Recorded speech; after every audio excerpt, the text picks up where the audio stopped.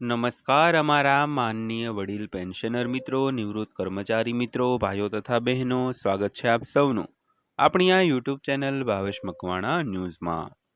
તો પેન્શનર મિત્રો, આજના વિડીયોની અંદર આપણે જોઈશું 2008થી 2024 વચ્ચે જે નિવૃત્તિ પામેલ પેન્શનરો છે તેમને આવતા મહિનાથી મળશે આટલું વધારાનું પેન્શન। તો પેન્શનર મિત્રો, કેટલું વધારાનું પેન્શન મળશે તે જાણવા માટે આજનો આ વિડીયો તમે ખાસ કરીને અંત સુધી જોઈ લેજો।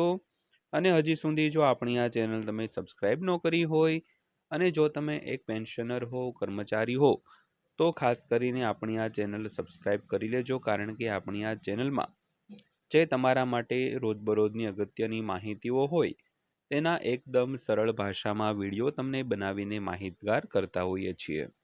તો ખાસ કરીને આવા વિડીયો જોવા માટે આપણી આ ચેનલ સાથે જોડાઈ જજો અને હજી સુધી ચેનલ સબસ્ક્રાઈબ ન કરી હોય તો ચેનલને સબસ્ક્રાઈબ પણ કરી લેજો।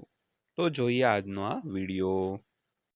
તો સૌથી પહેલા જોઈએ તો કર્મચારી સંગઠનોનો મત છે કે ફિટમેન્ટ પરિબળ નક્કી કરવા માટે મહત્વપૂર્ણ મોંઘવારી ભથ્થાને મૂળ પગાર સાથે મર્જ કરવાથી બાકી ચૂકવણીનો બોજ ઘણો હળવો થશે। તો ત્યારબાદ વિગતવાર વાત કરીએ તો કેન્દ્ર સરકારે દેશભરના 45 લાખથી વધુ કર્મચારીઓ અને 60 લાખ પેન્શનરો માટે મૂળ પગાર ભથ્થા લાભો અને સેવાની શરતોની તપાસ કરવા અને તેમાં ફેરફાર કરવાની જે ભલામણ કરવા માટે 8મા કેન્દ્રીય પગાર પંચને 18 મહિનાનો સમય આપ્યો છે। તો કર્મચારી સંગઠનો 8મા સીપીસીના અમલીકરણ પહેલા વચગાળાની રાહત માટે દબાણ કરી રહ્યા છે। તો કર્મચારી સંગઠનો પુનરુચ્ચાર કરે છે કે જ્યારે કમિશન સંદર્ભની શરતો જે જૂન જુલાઈ 2027 દ્વારા નિર્ધારિત 18 મહિનાની અંદર પોતાનો અહેવાલ રજૂ કરશે તો ત્યારે સરકારના બાકી લેણાનો બોજ ઘણો વધી ગયો હશે મિત્રો। તો તેમનો મત છે કે ફિટમેન્ટ ફેક્ટર નક્કી કરવા માટે મહત્વપૂર્ણ મોંઘવારી ભથ્થાને મૂળ પગાર સાથે મર્જ કરવાથી બાકી રકમનો બોજ ઘણો હળવો થશે। તો તેઓ માંગ કરે છે કે કમિશન 18 મહિનામાં કેન્દ્રને તેની ભલામણો સુપરત કરે અને પહેલા આ પ્રીપે કમિશન લાભો વચગાળાની રાહત તરીકે આપવામાં આવે। તો ત્યારબાદ વાત કરીએ તો પ્રીપે કમિશનથી કેન્દ્રીય કર્મચારીઓને કેવી રીતે ફાયદો થશે। તો 8મા કેન્દ્રીય પગાર પંચની સત્તાવાર શરૂઆત 1 જાન્યુઆરી 2026થી થઈ હતી। તો કર્મચારી સંગઠનો 8મા પગાર પંચની ભલામણ પહેલા વચગાળાની રાહત માટે દબાણ કરી રહ્યા છે। તો નોંધનીય છે કે સરકારે 8મા પગાર પંચ માટે સંદર્ભ શરતો એટલે કે ટર્મ્સ ઓફ રેફરન્સને મંજૂરી આપ્યાને લગભગ 7 મહિના થઈ ગયા છે।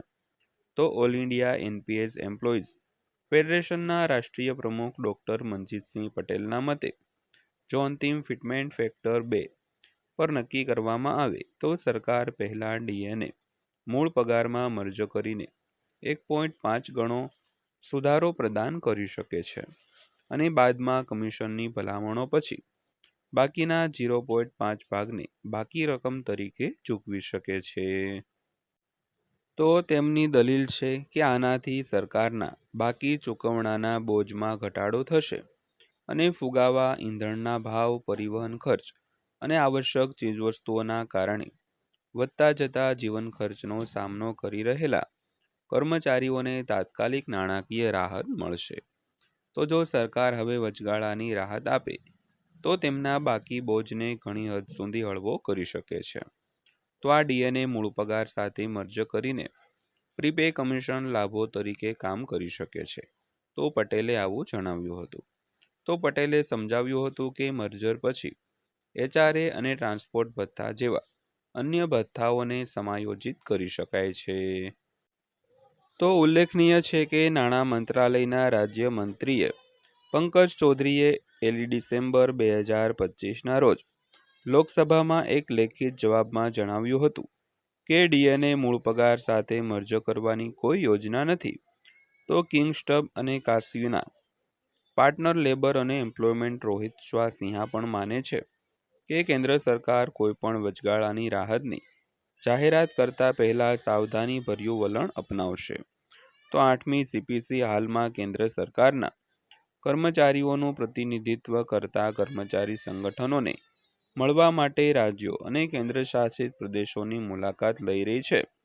તો તેમની માંગણીઓ અને દરખાસ્તોની નોંધ અને મેમોરેન્ડમ લઈ રહી છે દોસ્તો.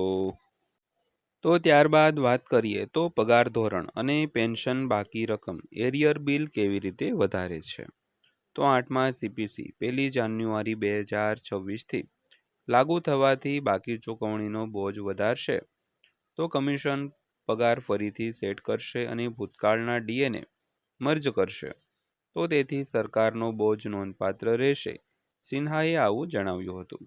તો નોંધપાત્ર રીતે 2016-17માં 7મા સીપીસી ભલામણોને અમલીકરણને કારણે 2015-16 2 મહિના માટે 12,133 કરોડ રૂપિયાના પગાર અને પેન્શન એરિયર્સ સાથે 1.02 લાખ કરોડ રૂપિયાનો વધારાનો નાણાકીય બોજ પડ્યો હતો.